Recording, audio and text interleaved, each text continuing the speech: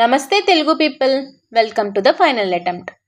Previous వీడియోలో మనం ఆంధ్ర తెలంగాణ అనే పేర్లు ఏన్షియంట్ బుక్స్, ఇన్స్క్రిప్షన్స్, ఫారెన్ అకౌంట్స్లో మెన్షన్ చేశారు అని చూసాం. ఇప్పుడు నెక్స్ట్ క్వశ్చన్, శాతవాహనుల ముందు మన తెలుగు రీజన్ని ఎవరు రూల్ చేశారు? చాలామంది డైరెక్ట్గా శాతవాహనులే ఫస్ట్ రూల్ చేశారు అనుకుంటారు, కానీ అది కరెక్ట్ కాదు. శాతవాహనుల కన్నా ముందు కూడా మన రీజన్లో కింగ్డమ్స్ ఉన్నాయి. వాటిలో చాలా ఇంపార్టెంట్ కింగ్డమ్ అస్మాకా లేదా అస్సకా కింగ్డమ్ అని అంటారు. Among the Shodaka Mahajanapadas that flourished in India during 6th century BC, Asmaka was the only Janapada located in the south with Podana as its capital. Friends, first ఒక word అర్థం చేసుకోవాలి మనం. మహాజనపద అంటే ఏంటి? Rigvedic period అయ్యాక ఇండియాలో స్మాల్ ట్రైబల్ గ్రూప్స్ స్లోలీ పెద్ద కింగ్డమ్స్గా develop అయ్యాయి. ఇలా డెవలప్ అయిన 16 ఇంపార్టెంట్ కింగ్డమ్స్ని షోడశ మహాజనపదాస్ అంటున్నాం. షోడశ అంటే 16, మహాజనపద అంటే గ్రేట్ కింగ్డమ్. ఇప్పుడు మనం దీన్ని ఒక మ్యాప్ రూపంలో చూద్దాం. ఇక్కడ చూసారా, వత్స, కోసల, మల్లాస్, కాశీ, వ్రిజ్జి, అంగ, మగధ, చేది, అవంతి, మత్స్య, సురసేన, పాంచాల. అండ్ ఇక్కడ సౌత్ ఇండియాలో చూస్తే అస్మాక. ఇది only south Indian kingdom we have found in Mahajanapadas అనమాట. దీని క్యాపిటల్ వచ్చేసి Podana. So next, unfortunately, authentic information about this kingdom is scarce, with only few references available in religious literature. So మన దగ్గర అస్మాకా గురించి కంప్లీట్ రికార్డ్స్ లేవు. ఎందుకు అంటే అప్పట్లో డాక్యుమెంట్స్ ప్రిజర్వ్ చేయలేదు, అండ్ మన ఇన్స్క్రిప్షన్స్ డిస్ట్రాయ్ అయ్యాయి, అండ్ బుక్స్ కూడా కంప్లీట్గా సర్వైవ్ అవ్వలేదన్నమాట. కాబట్టి హిస్టోరియన్స్ రిలీజియస్ బుక్స్లో ఉన్న రిఫరెన్సెస్ని బేస్ చేసుకుని అస్మాకా హిస్టరీని రీకన్స్ట్రక్ట్ చేస్తున్నారు. Next, according to Vishnu Purana, a couple of Ikshvaku princes from the Koshala kingdom migrated from the Saryu region to southern India to establish 2 kingdoms in the Godavari region. So ఇప్పుడు విష్ణు పురాణ ఒక interesting story చెప్తుంది. North ఇండియాలో Kosala Kingdom ఉండేది. దాని capital Ayodhya.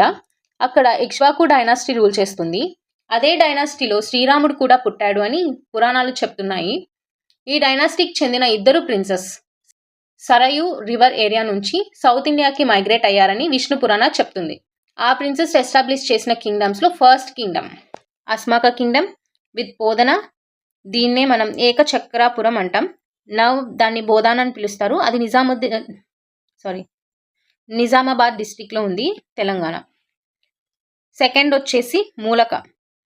దాని capital వచ్చి ప్రతిష్టానపుర. దాన్నే ఇప్పుడు పైతాన్ అని అంటున్నాం మహారాష్ట్రలో. అది ఔరంగాబాద్ ఆర్ దాన్ని ఛత్రపతి సంభాజీ నగర్ అనే డిస్ట్రిక్ట్లో ఉందన్నమాట. నెక్స్ట్ వచ్చేసి పాణిని. ఈయనని మనం ఫాదర్ ఆఫ్ సాంస్క్రిట్ గ్రామర్ అని కన్సిడర్ చేస్తాం. ఇక్కడ చెప్తున్నారు ఏంటంటే 5th century BCలో అష్టాధ్యాయి అనే బుక్లో Asmaka and Kalinga south Indian kingdoms అని మెన్షన్ చేశారనమాట. నెక్స్ట్ వచ్చేసి Buddhist text. The Vimanavattu states that Mahakatyayana, a disciple of Buddha, preached Buddhism to the king of Asmaka. ఇక్కడ డిసిపుల్ అంటే మనకు అర్థం అవ్వాలి. ఎవరైతే బుద్ధిజం స్ప్రెడ్ చేస్తున్నారో వాళ్ళని మనం డిసిపుల్ ఆఫ్ బుద్ధ అంటున్నాం. ఇక్కడ వాళ్ళలో ఒకళ్ళే మహాకాత్యాయన.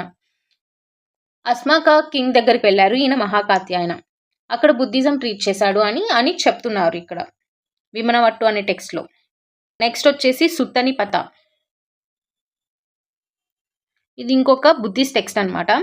Notes that Bavari, a Brahmin from Kosala who settled in Podana, sent his 16 disciples to meet Buddha in Rajagriha, where they embraced Buddhism.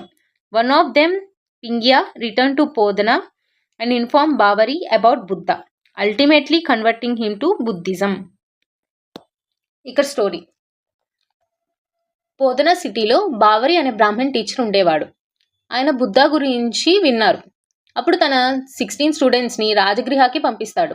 వెళ్ళి బుద్ధాన్ని కలవండి, ఆయన టీచింగ్స్ నేర్చుకుని రండి అని చెప్తాడు. స్టూడెంట్స్ బుద్ధాన్ని కలిసి బుద్ధిజం యాక్సెప్ట్ చేస్తారు. తర్వాత వాళ్ళల్లో పింగియా అనే స్టూడెంట్ మళ్ళీ పోదనాకి వస్తాడు.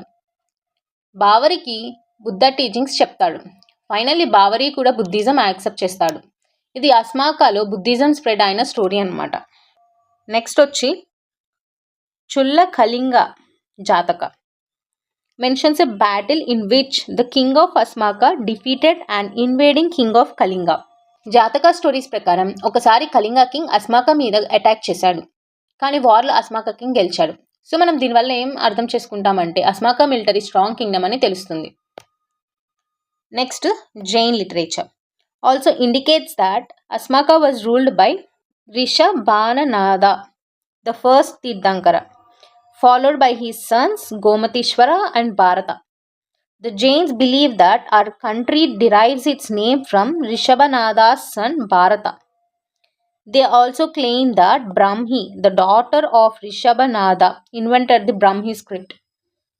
The builder of famous 58-foot-tall monolithic statue of Gomateshwara at Shravanabelagula, Chamundaraya, mentions in his inscription that he was inspired by a gigantic statue of Gomateshwara at Podana, which no longer survives.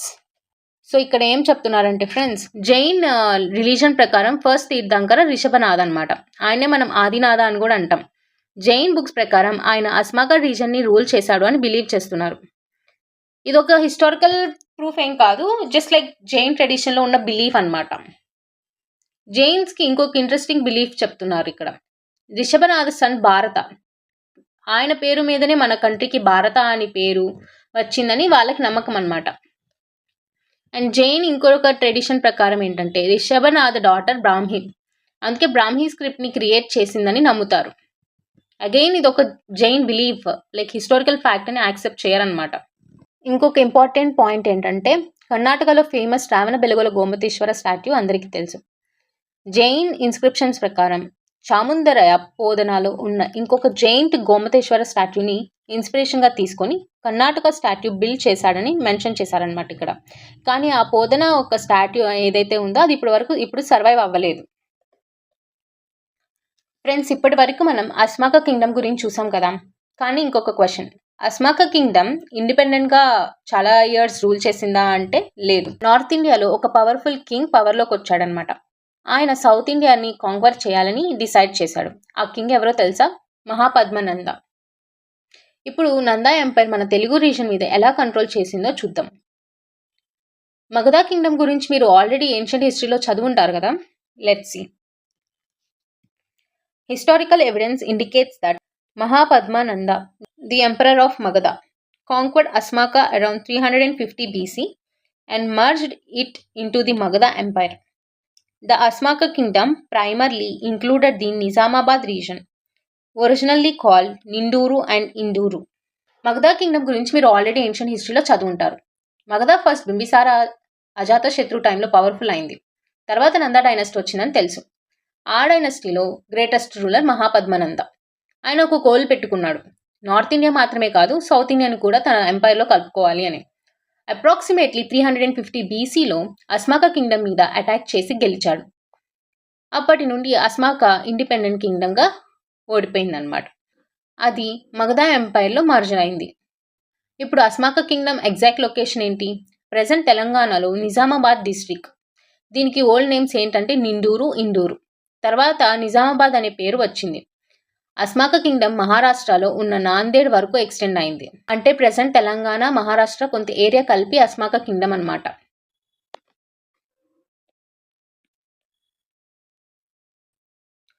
నోటబ్లీ the name Nanda appears in these 2 geographical terms.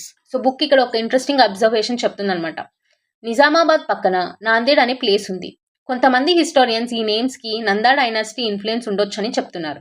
కానీ ఇది కన్ఫామ్గా ఒక historical fact కాదు, ఒక observation మాత్రమే. Next, the Jain text Avashyaka Sutra states that a road existed from Magadha passing through Kalinga to the Krishna river. So ఒక ఎంపైర్ని rule చేయాలి అంటే రోడ్స్ చాలా ఇంపార్టెంట్. జైన్ బుక్ అవశ్య సూత్ర ప్రకారం మగధ నుండి కళింగ, కృష్ణా రివర్ వరకు ఒక మేజర్ రోడ్ ఉండేది. ఇమాజిన్ చేయండి, అప్పట్లో హైవేస్ లేవు, కానీ కింగ్డమ్స్ని కనెక్ట్ చేసే ట్రేడ్ రూట్స్ ఉండేవి. ఈ road military movement, trade, administration అన్నిటికీ యూజ్ అయ్యేదన్నమాట. Mahapadmananda is likely to have traversed this route to conquer the Telugu regions. So historians ఏమనుకుంటున్నారంటే మహాపద్మనంద ఆర్మీ ఇదే రోడ్ యూజ్ చేసి సౌత్ ఇండియాకి వచ్చిందని, అంటే ఈ రోడ్ మిలిటరీ రూట్ లాగా కూడా వర్క్ చేసిందని చెప్తున్నారు. The Hathigumpa inscription of the Jain king Karavela from the 2nd century BC states that Kalinga was ruled by the Nandas, who built irrigation canals. హిస్టరీలో ఇన్స్క్రిప్షన్స్ చాలా రిలయబుల్ సోర్సెస్ కదా. Odisha ruler idea ఉండింది, ఈయన కారవెల ఆయన అనేది Odisha ruler అనమాట. So కారవెల రాసిన హతీగుంప ఇన్స్క్రిప్షన్లో important information ఉందన్నమాట. అది ఏం చెప్తుందంటే, ఒక టైంలో కళింగ రీజన్ కూడా నందాస్ కంట్రోల్లో ఉండేది అని చెప్తున్నారు. అంతేకాదు నందాస్ ఇరిగేషన్ కెనాల్స్ కూడా బిల్డ్ చేశారని మెన్షన్ చేసిందనమాట. అంటే అగ్రికల్చర్ డెవలప్ చేయడానికి వర్క్స్ చేశారు ఇక్కడ. Mahapadmananda is recognized as the first emperor to conquer southern India. He was a Jain by religion and a Shudra by caste. Mahapadmananda హిస్టరీలో ఎందుకు ఇంపార్టెంట్ అంటే, నార్త్ ఇండియా రూలర్ అయ్యి సౌత్ ఇండియా వరకు canker చేసిన first emperor అని historians consider చేస్తారు. ఈయన religion ఏంటంటే జైనిజం తీసుకున్న, కాస్ట్ వచ్చి ఒక శూద్ర అన్నమాట.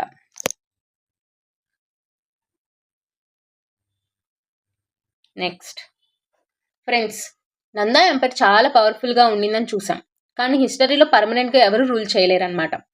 నందా డైనస్టీని ఓవర్త్రో చేసి ఒక కొత్త ఎంపైర్ ఎస్టాబ్లిష్ అయింది, అదే మౌర్య ఎంపైర్. దాని ఫౌండర్ వచ్చి చంద్రగుప్త మౌర్య. ఇప్పుడు మౌర్యన్స్ మన తెలుగు రీజన్ని ఎలా రూల్ చేశారో తెలుసుకుందాం. The Mauryan empire ruled over Magadha after the Nandas. Extensive discoveries of punch marked coins from the Mauryan period have been made in Telangana, Rayalaseema, coastal Andhra. Many silver punch marked coins were found at Amravati, Vaddemanu in the Palnadu district. Additionally, hoards of coins were discovered at Kotilingala, Kondapur in Telangana, as well as at Veerapuram in Rayalaseema. These punch marked coins made of silver and copper and lacking inscriptions were introduced in India during the 6th century BC. First, అసలు మౌర్య ఎలా వచ్చారో మీకు idea ఉండే ఉంటుంది, ఏన్షియంట్లో చదివారు కాబట్టి. Nanda dynasty downfall తర్వాత Chandragupta Maurya Chanakya help తీసుకొని మౌర్య ఎంపైర్ ఎస్టాబ్లిష్ చేశారని తెలుసు. ఆటోమేటిక్గా నందాస్ కంట్రోల్లో ఉన్న ఆంధ్ర తెలంగాణ రీజన్స్ కూడా మౌర్యాస్ కంట్రోల్లోకి వచ్చేసాయి. That's how Chandragupta Maurya establish Mauryan empire అనమాట. హిస్టరీలో కింగ్స్ గురించి తెలుసుకోవడానికి కాయిన్స్ చాలా ఇంపార్టెంట్ ఎవిడెన్స్. మౌర్యన్ పీరియడ్ కాయిన్స్ని పంచ్ మార్క్డ్ కాయిన్స్ అంటారు. ఎందుకు ఆ పేరు అంటే, కాయిన్ మీద సింబల్స్ని సపరేట్ పంచెస్తో స్టాంప్ చేసేవారు కాబట్టి వాటిని పంచ్ మార్క్డ్ కాయిన్స్ అంటారు. ఇవి తెలంగాణ, రాయలసీమ, కోస్టల్ ఆంధ్రాలో దొరికాయి. అంటే మౌర్యన్ అడ్మినిస్ట్రేషన్ మన రీజన్లో స్ట్రాంగ్గా ఉందని ఎవిడెన్స్ అనమాట. సిల్వర్ పంచ్ కాయిన్స్ ఎక్కడ దొరికాయి? అమరావతి, వర్ధమను. అదే వర్ధమను అంటే పల్నాడు అనమాట. హోర్డ్స్ ఆఫ్ కాయిన్ అంటే ఒక సింగిల్ కాయిన్ కాదు, చాలా కాయిన్స్ కలిసి దొరికితే దానిని ఒక కాయిన్ హార్డ్ అంటారనమాట. దీనికి ఇంపార్టెంట్ ప్లేసెస్ వచ్చి కోటిలింగాల, కొండాపూర్, వీరపురం. ఇంకో ఇంట్రెస్టింగ్ పాయింట్ ఏంటంటే, మౌర్యన్ కాయిన్స్ మీద కింగ్స్ నేమ్స్ ఉండవు, లెటర్స్ ఉండవు, ఓన్లీ సింబల్స్ ఉంటాయి. Like sun, tree, elephant, hill, chakra, animals లాంటి సింబల్స్ ఉండేవన్నమాట. Next, Panini in his book Ashtadhyayi refer to these coins as Panna, Rupaya, Nishka and Karshapana. ఇందాక చూసాం కదా, అష్టాధ్యాయి బుక్లో Kalinga and Asmaka south kingdoms అని మెన్షన్ చేశారు అని చెప్పేసి. ఇప్పుడు బుక్లో ఏమో అప్పటి కరెన్సీ నేమ్స్ మెన్షన్ చేశారనమాట, పన్నా, రూపాయ, నిషక, కర్షపన అని చెప్పేసి.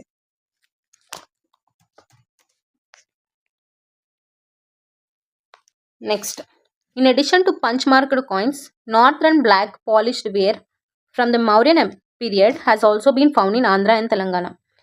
Mauryan era punch marked coins and NBPW అంటే ఇది northern black polished ware pottery were found near the Amravati Stupa.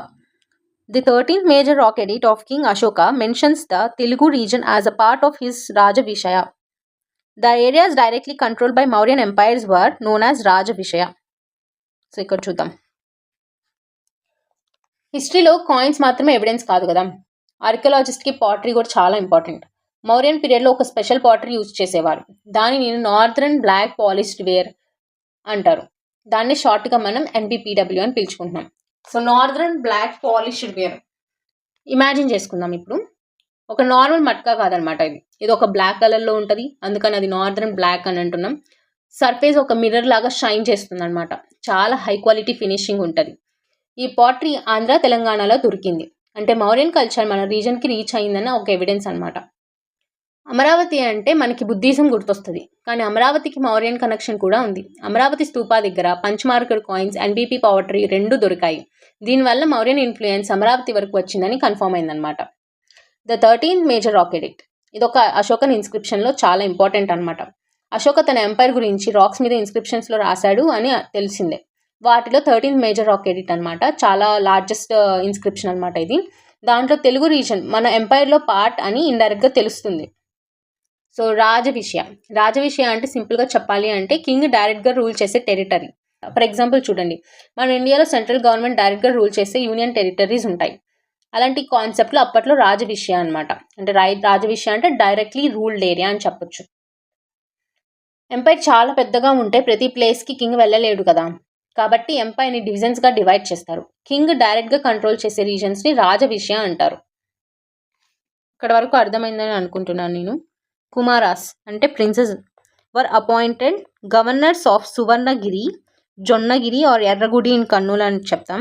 The capital of Dakshinapatha province, tasked with collecting taxes and promoting trade. So ఇక్కడ ఏంటంటే అశోక ఒక్కడే అన్ని ప్లేసెస్ని రూల్ చేయలేడు కదా, తన ఫ్యామిలీ మెంబర్స్ని గవర్నర్స్గా అపాయింట్ చేసేవాడు. వీళ్ళని కుమారాజ్ అంటారు. కుమారా అంటే ప్రిన్స్ అని మనం చూసాం, అంటే కింగ్ సన్ లేదా ఒక రాయల్ ఫ్యామిలీ మెంబర్ అనమాట. మౌర్యన్ ఎంపైర్ని ప్రావిన్సెస్గా డివైడ్ చేశారు. సౌత్ ఇండియా ప్రావిన్స్ పేరు దక్షిణపథ, దాని క్యాపిటల్ సువర్ణగిరి అనమాట.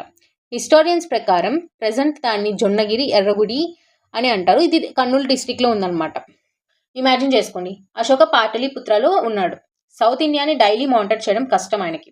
సో కాబట్టి కర్నూలు సైడ్ ఒక అడ్మినిస్ట్రేటివ్ హెడ్ క్వార్టర్స్ ఎస్టాబ్లిష్ చేశారు, అదే సువర్ణగిరి అనమాట.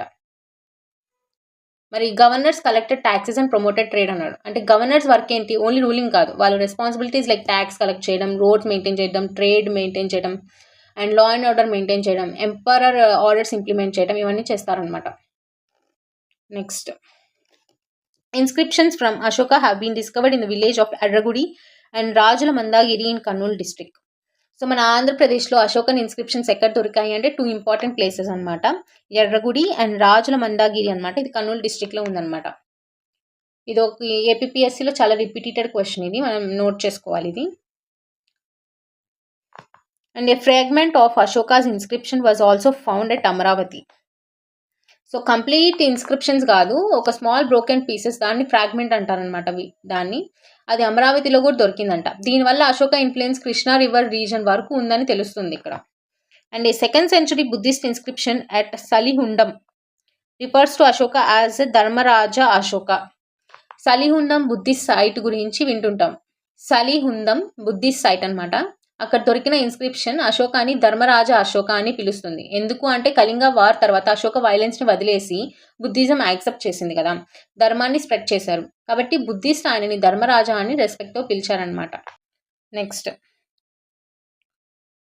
According to Kalidasa's Malavikagnimitram, Andhras were loyal to the Mauryas and revolted against Shungas after Pushyamitra Shunga ended Mauryan rule. Subsequently, the revolt was suppressed by the Shungas. So ఏం చెప్తున్నారంటే ఇక్కడ మౌర్యన్ ఎంపర్ ఎండ్ అయ్యాక పుష్యమిత్ర శుంగ పవర్లోకి వచ్చాడనమాట. కానీ ఆంధ్ర పీపుల్ మౌర్యన్స్ని సపోర్ట్ చేశారు, కాబట్టి శుంగాస్ అగైనెస్ట్ రివోల్ట్ చేశారని కాళిదాస బుక్లో మాళవికాగ్నిమిత్రం మెన్షన్ చేసిందనమాట. ఫైనల్లీ శుంగాస్ ఆ రివోల్ట్ని సప్రెస్ చేశారు.